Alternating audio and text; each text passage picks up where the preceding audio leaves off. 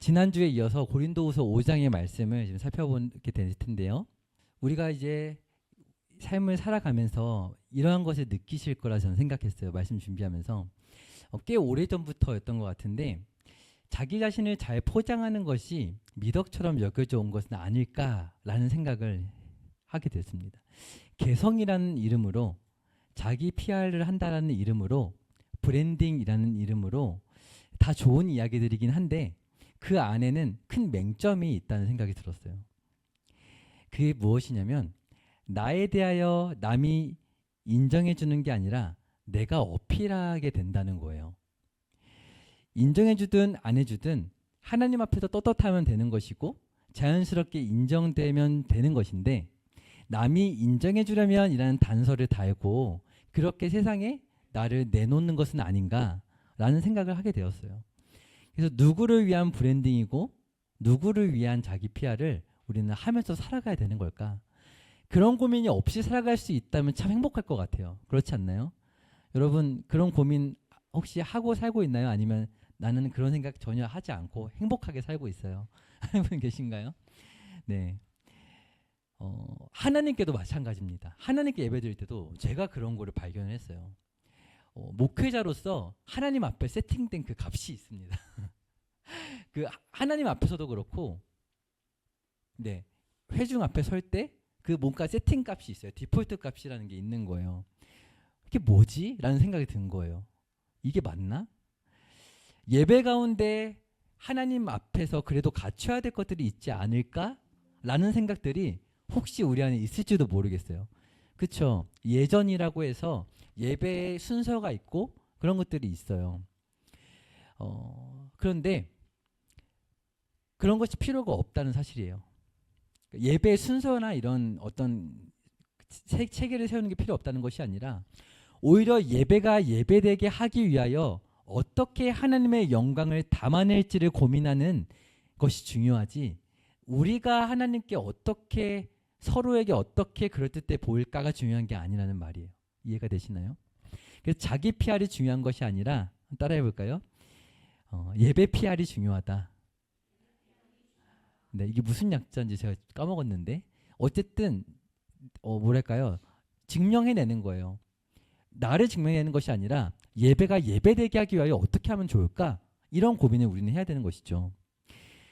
우리는 그런 일꾼이 되어서 하나님의 집을 지키는 청지기로 부름받았다고 성경은 우리에게 말씀하고 있습니다.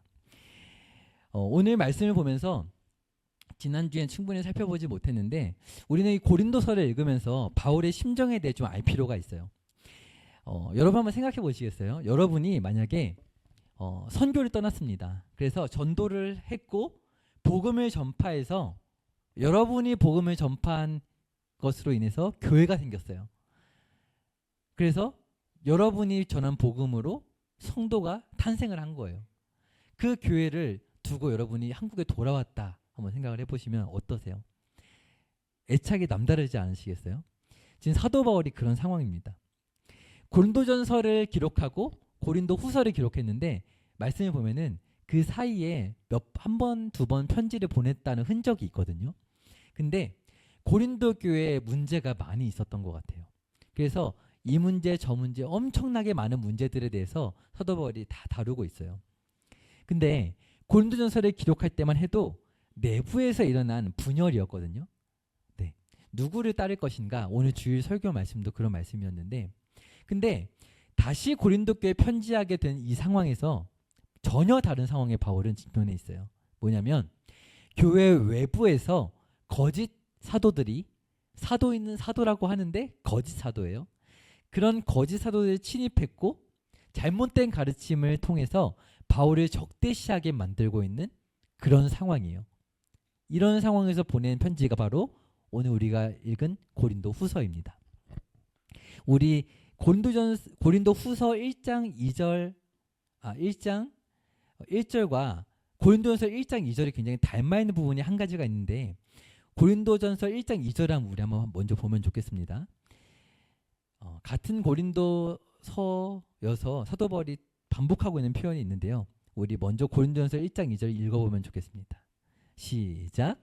고린도에 있는 하나님의 교회 곧 그리스도 예수 안에서 거룩하여지고 성도라 부르심을 받은 자들과 또 각처에서 우리의 주 곧 그들과 우리의 주 되신 예수 그리스도 이름을 부르는 모든 자들에게. 아멘. 네. 이제 편지를 보낼 때 항상 그 서두에 의미심장한 말들을 심어 놓거든요. 사도 바울이. 여러분 고린도후서 1장 1절 보시겠어요? 고린도후서 1장 1절 다시 편지를 보낼 때 어떤 표현들 하나 보세요. 읽겠습니다. 시작. 하나님의 뜻으로 말미암아 그리스도 예수의 사도된 바울과 형제 디모데는 고린도에 있는 하나님의 교회와 또 온 아가야에 있는 모든 성도에게. 아멘. 네. 좀 겹치는 표현 발견하셨나요? 고린도전서에서도 그리고 고린도후서에서도 이 표현을 반복하고 있어요. 뭐냐면 하나님의 교회입니다. 하나님의 교회. 이 표현이요. 이렇게 서두에 편지에 이제 인사말을 할 때 나오는 거는 여기밖에 없어요. 하나님의 교회. 굉장히 특별한 표현입니다. 왜 이렇게 표현하고 있을까요? 그리고 또 한 가지가 있는데 고린도전서의 1장 2절에서도 고린도 교회 편지를 하고 있는데 우리의 주 되신 예수 그리스도의 이름을 부르는 모든 자들에게 라고 하면서 그 교회에서 범위를 조금 넓히고 있어요. 그리고 고린도후서 1장 1절도 보면은 한 지역이 또 등장하죠. 1장 1절 맨 뒤를 보면은 어떤 지역이 등장해요? 보니까 아가야에 있는 모든 성도에게 라고 이렇게 등장하고 있어요. 고린도 교회는요. 거짓 교사들에 의해 복음이 아닌 다른 것들로 자신들을 포장하고 복음이 아닌 다른 것들로 교회를 세워나가는 그런 위험천만한 상황 가운데 지금 놓이게 된 상황이에요. 그래서 사도 바울은 너희가 지금 오해하고 있는 하나님에 대해서 내가 바로 잡아주고 싶다라는 마음을 담아서 하나님의 교회라는 지금 표현을 사용하고 있는 거예요. 그리고 이 고린도 교회 성도들이 이렇게 거짓 교사들에 의해서 복음을 듣고 어떤 현상이 나타나게 됐냐면 예수 그리스도의 사랑에서 점점 멀어지게 되는 거예요. 여러분 주변에 이단에 빠진 친구 혹시 경험한 적 있으신가요? 그러면 조금씩 느낌이 달라지는 걸 경험할 수 있거든요. 점점 다른 성도들에게서 고립되어가는 모습을 발견하게 됩니다. 스스로 고립되어 가요. 그런 고린도 교회 성도들에게 안타까운 심정으로 말하고 있는 거예요. 고린도 교회 안에 아가야 지방이 있었거든요. 그 아가야의 건강한 성도들을 견주어서 그들 안에 너희가 회복되길 원하는 마음으로 이렇게 편지를 열고 있는 거예요. 어떤 가르침이 그들을 하나님께로부터 멀어지게 했을까? 바울은 지금 고린도 성도들이 처한 잘못된 가르침을 생각하면서 이렇게 편지를 시작합니다. 우리 오늘 고린도후서 1장 3절 같이 읽어보도록 하겠습니다. 시작. 찬송하리로다. 그는 우리 주 예수 그리스도의 하나님이시요 자비의 아버지시요 모든 위로의 하나님이시며, 제가 말씀드렸죠. 하나님의 교회, 하나님에 대해 잘못 알고 있는 부분을 알려주고 싶은 거예요. 하나님은 예수 그리스도의 하나님이시다. 자비의 아버지시다. 모든 위로의 하나님이시다. 이렇게 말하고 있어요. 고린도 교회에 들어온 거짓 교사들은요. 유대주의에서 나온 이단으로 많은 학자들이 추정합니다. 그냥 유대주의도 아니고 거기서 나온 이단이에요. 그들은 하나님에 대하여 잘못된 신앙을 전했어요. 구체적으로는 고린도서 11장 4절에 이런 말씀이 있습니다. 우리 띄워주시면 같이 읽어볼게요. 시작. 만일 누가 가서 우리가 전파하지 아니한 다른 예수를 전파하거나 혹은 너희가 받지 아니한 다른 영을 받게 하거나 혹은 너희가 받지 아니한 다른 복음을 받게 할 때에는 너희가 잘 용납하는구나. 아멘. 네, 이러면 안 되죠. 근데 예수에 대해서, 영에 대해서, 복음에 대해서 지금 다른 것을 전하고 있다는 거예요. 바울이 전한 것과 다른 걸 전하고 있다는 거예요. 그것들을 모두 하나님께서 주신 것이라고, 하나님의 권한을 가지고 우리가 왔다고 하면서 거짓 사도들이 가르치고 있는 거예요. 그렇기에 바울은 하나님에 대하여 다시 변호하기 시작합니다. 예수님에 대하여, 영에 대하여, 성령님에 대하여, 복음에 대하여 변호하기 시작해요. 자, 우리 어떻게 변호하는지 볼게요. 고린도서 4장 1절 1장 4절의 말씀 같이 읽어볼까요? 시작. 우리의 모든 환난 중에서 우리를 위로하사 우리로 하여금 하나님께 받는 위로로서 모든 환난 중에 있는 자들을 능히 위로하게 하시는 이시로다. 아멘. 하나님이 어떤 분이시래요? 우리를 뭐 하시는 분이요? 위로하시는 분이라고 그렇게 말하고 있어요. 아무래도 유대주의에서 분파된 이단이다 보니까 율법주의를 굉장히 강조했을 것 같아요. 이렇게 안 하면 안 돼. 할례 받아야 되고 이렇게 이거 안 지키면 안 돼. 제가 서두에 말씀드렸죠. 예배를 드릴 때 이렇게 해야만 해 라고 하는 것들이 여러분 왜 그렇게 말하는 것인지를 우리가 잘 생각해 봐야 됩니다. 그것이 오늘 내 자신을 증명해내기 위한 거라면 그것은 건강한 것이 아닌 것이죠. 사도 바울은 고백해요. 하나님은 우리를 위로하시는데 하나님께 받는 위로로서 모든 환난 중에 있는 자들을 능히 위로하게 하시는 이다. 이렇게 고백하고 있어요. 이게 무슨 말이냐면 우리 5절 말씀 같이 읽어보겠습니다. 시작. 그리스도의 고난이 우리에겐 넘친 것 같이 우리가 받는 위로도 그리스도로 말미암아 넘치는도다. 아멘. 그 하나님 무엇이랑 연관돼 있어요? 그리스도의 고난과 연관이 있어요. 이것이 너무 중요한 거예요. 복음에 대해서 잘못 알고 있고 하나님에 대해 잘못 알고 있고 예수님에 대해 잘못 알고 있고 이게 떨어져 있는 게 아니라 다 연관되어 있는데 하나님의 위로에 대해 말하면서 지금 뭐라고 말해요? 우리가 받는 위로도 그리스도로 말미암아 그리스도의 고난으로 말미암아 넘친다. 고난이 많은데 위로가 넘친다. 이것을 알아야 건강한 신앙이라고 사도 바울은 우리에게 알려주고 있는 거예요. 여러분 이러한 이 말씀을 경험하며 살고 있나요? 그래야 건강한 신앙이래요. 고난이 넘칠 때 하나님의 위로가 경험되는 것. 자, 계속해서 6절도 볼게요. 같이 읽겠습니다. 시작. 우리가 환난 당하는 것도 너희가 위로와 구원을 받게 하려는 것이요 우리가 위로를 받는 것도 위로를 받게 하려는 것이니 이 위로가 너희 속에 역사하여 우리가 받는 것 같은 고난을 너희도 견디게 하느니라. 아멘. 우리가 환난 당하는 게 너희가 위로와 구원을 받게 하려는 것이요 우리가 위로를 받는 것도 너희가 위로를 받게 하려는 것이니 위로가 너희 속에 역사하여 우리가 받는 것 같은 고난을 너희도 견디게 하느니라. 지금 사도 바울과 사도들과 이 성도들이 떨어져 있나요? 연결되어 있나요? 연결되어 있죠. 7절도 같이 읽겠습니다. 우리 7절 시작. 너희를 위한 우리의 소망이 견고함은 너희가 고난에 참여하는 자가 된 것 같이 위로에도 그러할 줄을 알미라. 아멘. 네, 너희를 위한 우리의 소망이 견고하다 이렇게 고백하고 있어요. 너희가 고난에 참여한 자가 된 것 같이 위로도 충만하게 받을 것이다. 너희가 고난을 당하는 것을 염려하지 말아라 이렇게 말하고 있어요. 이렇게 될 것을 어떻게 알 수 있을까요? 이것이 참된 복음이 가르치는 내용이기 때문에 그래요. 그리스도가 우리를 대신하여 친히 고난 당하셨죠. 왜요? 왜 고난 당하셨어요? 우리가 당할 죄의 진노와 고난 속에서 이 생에서와 그 죽은 다음에 내 생에서의 영원토록 영원한 생명을 주시기 위해 예수님이 고난을 당하셨어요. 그렇기 때문에 그 복음을 전하는 과정에 아무리 심한 고난이 있더라도 참을 수 있다라고 사도 바울은 이렇게 말하고 있는 거예요. 그것이 오늘 제목을 제가 이렇게 정해봤어요. 사랑에 붙잡히다. 우리가 자기 자신을 증명해내려고 노력하는 것은 우리가 어떤 사랑에 붙잡혔기 때문일까요? 하나님의 사랑이 아니라 자기 사랑에 붙잡혔기 때문이 아닐까요? 그렇기 때문에 끊임없이 우리 자신을 증명해야만 한다 생각하는 거예요. 사도 바울이 고백하는 거예요.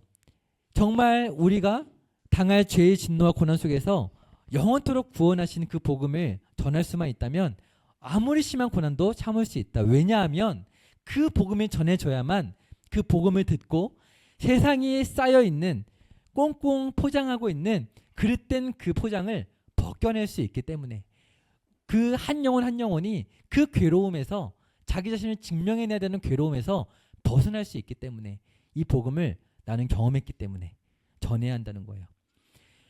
우리 고린도서 1장 8절 말씀도 같이 한번 읽어볼게요. 시작.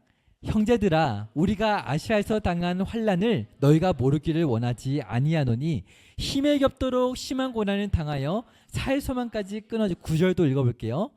우리는 우리 자신이 사형 선고를 받은 줄 알았으니 이는 우리로 자기를 의지하지 말고 오직 죽은 자를 다시 살리시는 하나님만 의지하게 하심이라. 아멘. 무기징역보다 가장 큰 형벌이 사형이죠. 그러나 인권이 있기 때문에 함부로 사형수도 대할 수 없습니다. 하지만 사탄에게 인권이 있을까요? 없을까요? 없습니다. 인류에게 사형 선고가 내려진 이후로부터 죄라는 쇠사슬에 매여 옥죄어는 온갖 부정적인 감정들 속에 우리가 살아가게 사탄은 만드는 거예요. 사탄은 자신의 왕국을 세워 증명하고 싶은 것이 있었어요. 그것은 바로 하나님은 틀렸다는 거예요. 하나님만 판단의 권리를 가질 자격이 없으며 그것은 부당하고 하나님이 뭔가 꿍꿍이를 가지고 있기에 뭔가를 숨기려 한다는 반발감을 사탄은 가지고 있는 거예요. 그래서 잘 포장된 것이 하나님의 나라다. 그것은 거짓된 것이다. 라고 사탄은 주장하는 거예요. 그러므로 사탄은 자신의 세력을 만들 때에 우리 생각 속에 교묘히 스며들어와서 우리가 하나님을 떠나고 자신 스스로를 의지하게 만드는 것이죠. 하나님의 사랑을 떠나고 자기 사랑에 붙잡히게 만드는 것. 우리의 삶을 다른 이가 본다면 우리는 어떤 사랑에 붙잡혀 살아가고 있는 것처럼 보일까요? 여전히 자기 자신을 증명해내기 위해서 자기 사랑에 붙잡힌 사람처럼 보일까요? 아니면 하나님의 사랑에 붙잡힌 사람처럼 보일까요? 여러분의 삶은 어떠신가요? 사도 바울은 원래 자기 사랑으로 자기 확신으로 똘똘 뭉친 사람이었어요. 회당에서 그리스도인들을 박해하고 잡아서 옥에 가두고 심지어 죽이기까지 했던 사람이거든요. 그러려면 보통 확신으로는 감당하기 불가능했을 거예요. 근데 이제는 이전과는 완전히 반대의 처지가 되고 말았어요. 자신이 따랐던 유대주의로부터 그리스도인들을 지켜내는 데 목숨을 바치는 사람이 된 것이죠. 그리고 이제는 유대주의를 따르는 거짓 교사들로부터 고린도 교회를 목숨을 걸고 지켜내는 자로 지금 서 있어요. 자기 사랑에 똘똘 뭉친 핍박사들로부터 앞으로 어떤 박해가 찾아올지 몰라요. 하지만 바울은 고백합니다. 하나님 사랑에 붙잡혀 있을 때 우리는 혼자가 아니며 그제서야 우리는 안전할 수 있다. 이렇게 고백합니다. 그래서 고린도서 1장 10절로 11절에 이렇게 고백해요. 우리 같이 한번 읽어보겠습니다. 10절입니다. 시작. 그가 이같이 큰 사망에서 우리를 건지셨고 또 건지실 것이며 이후에도 건지시기를 그에게 바라노라. 너희도 우리를 위하여 간구함으로 도우라. 이는 우리가 많은 사람의 기도로 얻은 은사로 말미암아 많은 사람이 우리를 위하여 감사하게 하려 함이라. 아멘. 오늘 우리가 만들어 먹을 만찬의 음식이 이 말씀과 연관이 있는 것 같아요. 이것의 의미를 잘 나타내는 것 같습니다. 똘똘 뭉쳐서 하나가 되는 것. 보잘것없어 보이지만 그 안에 귀중한 것을 담아서 같이 있어지는 음식. 무엇일까요? 이렇게 PPL 아닙니다. 네. 오니기리입니다. 네. 네. 오니기리 사진 띄워주시겠어요? 오니기리가 뭐냐면요, 삼각김밥이거든요. 근데 저는 은혜를 받았습니다. 일본 사람들이 오니기리를 2000년 전 예수님 시대부터 먹었다는 거 여러분 아셨나요? 모르셨죠? 저도 어제 알았어요. 물론 예수님은 드셔본 적이 없으실 것 같지만 일본 땅에서 2000년 전에 야요이 시대라고 불리는 고대 시대에 오니기리 화석이 발견되었습니다. 쌀이 뭉쳐 있었어요. 정말 팩트입니다. 근데 재밌는 것은 우리나라에도 그런 예가 간혹 있는데 오니기리 속에 그들의 토속신앙이 깃들어 있다는 사실이에요. 2000년 전부터 먹어온 오니기리의 또 다른 이름으로 오무스비라는 이름이 있어요. 검색해보세요. 나옵니다. 오니기리가 손으로 쥐다라는 일본 말인데 오무스비는 밥을 뭉치다라는 비슷한 의미라고 해요. 이 이름의 유래에 대해서 많은 설이 있는데 그 중에도 유력한 설 하나를 소개하자면 이렇습니다. 일본 신화에 등장하는 창조신이 있는데 그 이름 중에 타카미무스비, 카미무스비라는 신이 있어요. 그 이름에서 유래했다는 설이 있어요. 그리고 거기에 더해서 산을 신격화하던 고대 일본인들이 창조신으로부터 힘을 얻기 위해서 쌀을 산 모양으로 뭉치고 오무스비라고 불렀다. 이것이 오니기리의 유래입니다. 네, 오늘 말씀 보면서 정말 네 넘어갈게요. 네, 바울은 지난날의 자신과 같이 자기 사랑과 자기 확신에 똘똘 뭉친 핍박자들에게 보란듯이 참된 복음을 선포하고 있어요. 고린도후서 1장 10절 다시 한번 읽어볼까요? 네, 읽어보겠습니다. 시작. 그가 이같이 큰 사망에서 우리를 건지셨고 또 건지실 것이며 이후에도 건지시기를 그에게 바라노라. 아멘. 이같이 큰 사망 무엇일까요?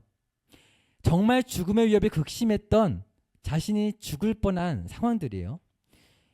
이 상황에서 우리를 건지셨고 앞으로 또 건지실 것이며 계속해서 건져주실 것이라는 소망을 고백해요. 이 소망의 고백은 그냥 긍정적인 희망이 아닙니다. 고대 일본의 토속신앙처럼 오니기리, 오무스비를 산 모양으로 만들고 신의 능력을 얻기 바라는 그런 믿음이랑은 전혀 결이 다른 거예요. 이것은 구절의 사실에서 비롯된 소망입니다. 우리 구절 말씀 다시 읽어볼까요? 시작. 우리는 우리 자신이 사형 선고를 받은 줄 알았으니 이는 우리로 자기를 의지하지 말고 오직 죽은 자를 다시 살리시는 하나님만 의지하게 하심이라. 아멘. 바울은 오직 죽은 자를 다시 살리시는 하나님을 분명히 믿었습니다. 왜 이것을 믿었나요? 자신이 유대인으로서 철저히 배척했던 예수 그리스도를 죽은 자들 가운데서 부활하게 하신 분이 하나님이시기 때문이에요. 그리고 바울은 오직 죽은 자와 같이 되기를 원한다고 고백하고 있어요. 바울은 다른 곳에서 이렇게까지 고백했습니다. 고린도전서 15장 말씀인데요. 형제들아, 내가 그리스도 예수 우리 주 안에서 가진 바 너희에 대한 나의 자랑을 두고 단언하노니 난 날마다 죽노라. 이게 무슨 말이냐면 쉽게 말하면 내가 여러분을 자랑스럽게 생각하는 것만큼 확실하게 말하지만 나는 날마다 죽습니다. 이것이 나의 소망입니다. 나의 자랑입니다. 이렇게 말하는 거예요. 왜 이렇게 바울은 비관적인 고백을 할까요? 그러나 이것은 비관적인 고백이 아니에요. 오히려 소망이 넘치는 고백입니다. 왜 그럴까요? 이 세상을 살면서 자신을 의지할 수밖에 없는 인생이었는데 자신을 증명해내지 않으면 살아남을 수 없는 인생이었는데 십자가에서 죽은 자 예수 그리스도를 바라보니까 어떠한가요? 하나님의 능력을 가지고 계심에도 우리 읽은 9절의 고백처럼 자신을 의지하지 않으셨어요. 하나님의 본체를 의지하지 않으셨어요. 너가 하나님을 스스로 구원해봐라, 십자가에서 내려와봐라 소리치는 수많은 조롱과 멸시에도 부끄러움을 개의치 않으시고 오롯이 죽은 자를 다시 살리실 하나님 아버지만 의지하신 것입니다. 자신을 증명하지 않으시고 하나님께 자신을 내어 바치신 거예요. 그 목적이 무엇이었나요? 오늘 14절의 말씀 보면 이렇게 바울은 고백합니다. 같이 읽어볼게요. 시작. 네, 우리가부터입니다. 같이 읽어볼게요. 시작. 우리가 생각하건대 한 사람이 모든 사람을 대신하여 죽었은즉 모든 사람이 죽은 것이라. 아멘. 네, 그러면서 15절도 말하죠. 그가 모든 사람 대신하여 죽으심은 살아있는 자들로 하여금 다시는 그들 자신을 위해 살지 않고 그들을 대신하여 죽었다가 살아나신 이를 위하여 살게 하려 하심이라. 아멘. 예수님은 모든 사람을 대신하기 위해 죽으신 거예요. 그런데 이거는 엄밀히 말하면 목적이 아니라 수단에 불과하죠. 너무나 엄청난 일이기 때문에 우리는 여기에 시선을 모두 빼앗기지만 더 중요한 건 그 뒤에 있어요. 15절을 보시면 그가 모든 사람을 대신하여 죽으심은 살아있는 자들로 하여금 다시는 그들 자신을 위해 살지 않고, 바로 이것이 목적입니다. 평생을 누구나 자기 자신을 증명하고 나타내기 위해 살고 죽는 게 너무나 당연한 이치인데 이제 그렇게 살 필요가 없게 되는 것, 그것이 목적입니다. 그러면 어떻게 되나요? 오직 그들을 대신하여 죽었다가 다시 살아나신 이를 위하여 살게 되는 거예요. 이것을 바울은 로마서에서 또 다른 말로 이렇게 고백하고 있어요. 우리 로마서 6장 10절의 말씀 같이 한번 읽어보겠습니다. 시작. 그가 죽으심은 죄에 대하여 단번에 죽으심이요 그가 살아계심은 하나님께 대하여 살아계심이니. 아멘. 죄로 인해 죽는 사람은 있어도 잘 들어보세요. 죄에 대하여 죽는 사람은 없습니다. 죄로 인해 죽는 사람은 있어도 죄에 대하여 죽는 사람은 한 사람도 없습니다. 사람은 죄의 지배를 받고 있기 때문에 그래요. 그렇기에 죽는 것이죠. 근데 마치 죄를 철저히 객관화시켜서 죄에 대하여 판단 내릴 수 있고 죄의 본체인 죽음을 다룰 수 있는 것, 이것은 사람이 할 수 있는 게 아닌 거예요. 뒤의 말씀은 더 대단한데요. 그가 살아계심은 하나님께 대하여 살아계심이니. 죽었는데 살아계셔요. 어떻게 된 걸까요? 부활하신 것이죠. 이건 불가능한 일이에요. 그리고 이것이 불가능한 만큼 하나님께 대하여 살아계심이니 이것 또한 불가능한 일이에요. 죄 있는 사람이 흠도 없고 거짓도 없으신 하나님 앞에 살아있을 수 있을까? 그럴 수 없죠. 구약의 역사가 뭘 보여주나요? 너희는 하나님의 온전하심과 같이 온전하라. 그것에 실패한 역사이지 않나요? 그런데 예수님은 사람의 형상으로 죄에 대하여 죽음을 맛보셨고 맛본 뒤 살아나셔서 온전한 사람의 형상으로 하나님 앞에 살아계신 거예요. 예수님은 하나님이니까 그러실 수 있죠. 그런데 그 뒤에 너무나 놀라운 말씀이 등장합니다. 6장 11절 말씀인데요. 우리 같이 한번 읽어볼까요? 시작. 이와 같이 너희도 너희 자신을 죄에 대하여는 죽은 자요 그리스도 예수 안에서 하나님께 대하여는 살아있는 자로 여길지어다. 아멘. 네, 우리도 이것이 가능하다고 우리에게 말씀하고 있는 거예요. 예수님만 가능한 게 아니라 우리도 죄로 인해 죽는 것밖에는 다른 선택지가 없었는데 근데 뭐라고 하세요? 예수님처럼 죄에 대하여 죽은 자, 죄에 대하여 죄를 객관화시켜서 판단할 수 있는 자가 되었다는 것입니다. 할렐루야. 아멘. 이것이 어떻게 가능한가요? 로마서 6장 23절이에요. 같이 읽을게요. 시작. 죄의 삭은 사망이요 하나님의 은사는 그리스도 예수 우리 주 안에 있는 영생이니라. 아멘. 예수님께서 죄에 대하여 단번에 죽으신 것은 죄의 삭, 곧 죄의 대가인 사망의 값을 지불하셨기 때문입니다. 그리고 끝이 아니에요. 뭘 은사로 선물로 주셨어요? 그리스도 예수 우리 주 안에 있는 영생을 우리 손에 쥐어주셨어요. 그러면 이제 우리는 어떻게 살아야 될까요? 어떻게 살 수 있게 됐을까요? 하나님의 종이 되어서 거룩한 열매를 맺고 살아갈 수 있게 되었습니다. 우리 다시 오늘 본문으로 돌아와 볼까요? 이제 우리는 평생을 누구나 자기 자신을 증명하고 나타내기 위해 살아가는 게 너무나 당연한 이치이지만 그렇게 살 필요가 없게 되었습니다. 오직 그들을 대신하여 죽었다가 다시 살아나신 이를 위하여 살게 되었어요. 이제 자기 확신, 자기 증명의 굴레에서 자유하게 되었어요. 그리고 우리를 위하여 죽었다가 다시 살아나신 이를 위해 살게 되었습니다. 그 삶은 어떤 삶일까요? 함께 따라 고백해 봤으면 좋겠습니다. 그리스도의 사랑에 붙잡힌 삶. 네, 그렇습니다. 자기 사랑에 붙잡힌 삶이 아니라 어떤 사랑에 붙잡힌 삶이요? 그리스도의 사랑에 붙잡힌 삶이요. 이것을 바울은 오늘 본문에 이렇게 고백해요. 14절 상반절을 보니까 그리스도의 사랑이 우리를 강권하시는도다 이렇게 고백합니다. 고린도후서 5장 16절에 그래서 바울은 또 이렇게 고백해요. 같이 고린도후서 5장 16절 읽어보겠습니다. 시작. 그러므로 우리가 이제부터는 어떤 사람도 육신을 따라 알지 아니하노라. 비록 우리가 그리스도도 육신을 따라 알았으나 이제부터는 그같이 알지 아니하노라. 아멘. 바울이 예수님을 만났던 건 육적인 만남이었어요. 바울은 예수님과 나이가 비슷했기에 라피로스 교육을 받는 동안에 예수님과 비슷하게 성장했을 거예요. 자신과 비슷한 청년 예수가 자기 확신에 빠져서 선동하고 하나님의 말씀을 어지럽힌다 생각했을 거예요.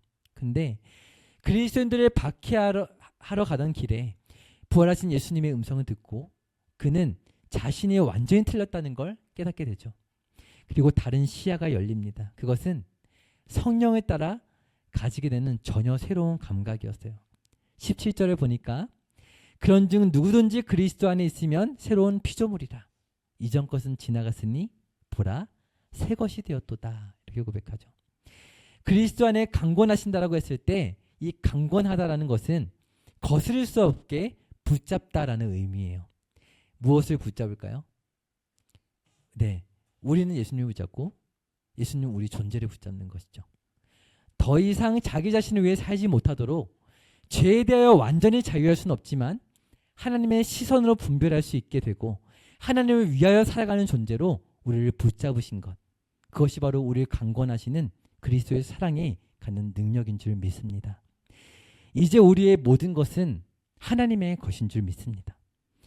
여러분은 거스를 수 없는 그 사랑을 오늘 경험하고 계신가요? 하나님을 위하여 살아가고 계신가요? 아니면 여전히 자신을 증명해야 한다고 믿으며 자신을 위해 살아가고 계신가요? 이 세상을 불안함 없이 믿음으로 산다는 것은 너무나 힘든 게 사실입니다. 그렇기에 사도 바울도 고백했죠. 오라 나는 공고한 자로다. 누가 이 사망의 몸에서 나를 건져내랴. 다 알고 있고 믿었지만 여전히 사망은 우리를 그렇게 쉽게 놓아주지 않습니다. 너 자신을 증명하라 말하죠. 그런데 그리스도의 사랑이 우리를 거스를 수 없이 강권하셔요. 저는 이것을 이렇게 바꾸어 표현해 봤습니다. 밑도 끝도 없이 책임지시는 사랑이다. 이렇게 바꿔봤어요. 그 사랑이 있기에 아무 자격 없는 우리가 구원을 얻은 것이죠. 세상이 자기 피하를 요구해도 하나님의 형상으로서 있는 그대로 나아가지 우리의 몸값을 올리려고 불안해하지 않아도 되는 거예요. 그리고 그 전제가 너무나 중요합니다. 그것은 바로 다음 없는 하나님의 사랑이에요. 이제는 그 사랑이 날마다 부어지지 않으면 단 한순간도 살아갈 수가 없어요. 아멘이신가요? 아멘. 이 고백에서 조금이라도 멀어지게 만들려고 사탄은 얼마나 가진 노력과 안간힘을 쓰는지 몰라요. 그래서 우리 마지막으로 18절부터 20절까지의 말씀을 보고 마칠 텐데 오늘 읽은 본문이죠. 18절부터 19절 같이 한번 읽어보겠습니다. 읽겠습니다. 시작. 모든 것이 하나님께로서 났으며 그가 그리스도로 말미암아 우리를 자기와 화목하게 하시고 또 우리에게 화목하게 하는 직분을 주셨으니 곧 하나님께서 그리스도 안에 계시사 세상을 자기와 화목하게 하시며 그들의 죄를 그들에게 돌리지 아니하시고 화목하게 하는 말씀을 우리에게 부탁하셨느니라. 아멘.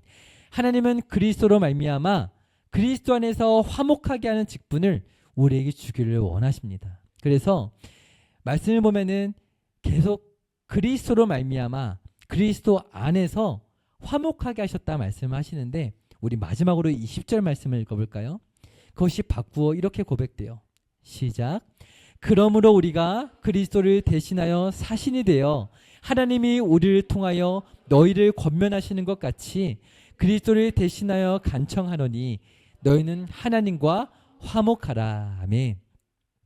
하나님이 이제 우리를 통하여 그 화목의 일을 이루시겠다 이렇게 말씀하십니다. 여러분 이 일을 감당할 준비가 되셨습니까? 네, 제가 보기에 여러분이 이 자리에 다 함께 와 있는 것만으로도 화목함을 이루고 있는 것 같아요.